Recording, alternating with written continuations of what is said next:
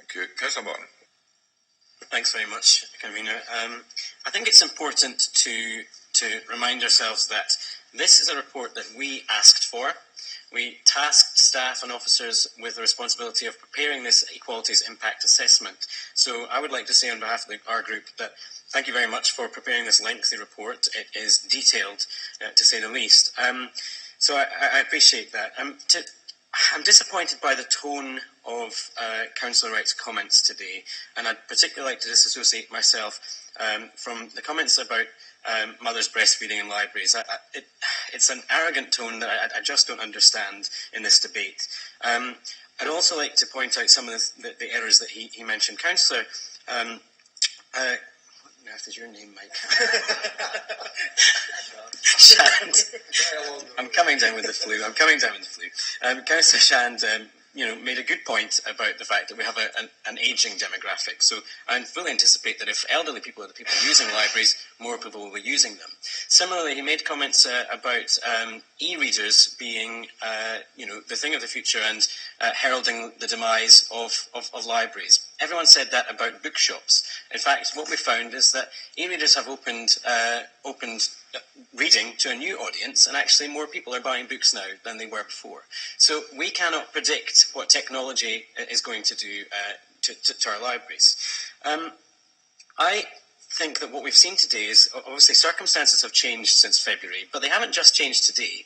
We were made aware of this situation, that Cllr had given advice that we would need to have a minimum standard and a minimum provision of service in Moray. We knew that. That's why Labour asked for this to go into the area-based review. It is disappointing that as yet we have not had a proper response from the Leader of the Council on that suggestion, despite us writing to the Leader of the Council months ago to suggest that. So that's disappointing that we didn't have that conversation in the area-based review where all of the other service provision is being discussed.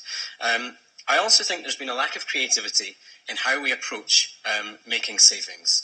I worry about rural services and rural provision. I would have liked to have seen, if we're going to be considering closing any libraries, that we would have invested in mobile libraries more rather than cutting an extra one. I go back to the suggestion that we made a few months ago to cap senior councillor salaries in order to save more of what we cherish. That didn't fly in the chamber either. So we're trying to make alternative suggestions that just don't seem to be gaining any traction in the Tory-led administration. I think that we have been warned quite severely that we open ourselves up to national scrutiny if we press ahead with Councillor Wright's motion. We open ourselves up to significant legal challenge. I would wholeheartedly, expect the Equality and Human Rights Commission to challenge us on a decision to close these libraries. It is absolutely, without a doubt, going dead against everything we've got in our Equalities Impact Assessment. And we'll all remember the national ridicule that we were exposed to when we gutted the arts services in Moray. I do not want us to see Moray in headlines again for another negative reason. I'm not prepared to open us to that kind of ridicule. So I think absolutely Councillor Jarvis is right to recommend that we go with the recommendations, the well-thought expert recommendations that are in the reports. We are absolutely, make no bones about it, having to make a tough decision here. We're cutting library services to the bone as far as we possibly can here. And that's a tough decision, and that's why I can't support the SNP, because ultimately we're not going to get the funding from a Tory-led government in Westminster. We're not going to get the funding from an SNP government in Edinburgh. So we have to make difficult choices. So some libraries are going to have to close.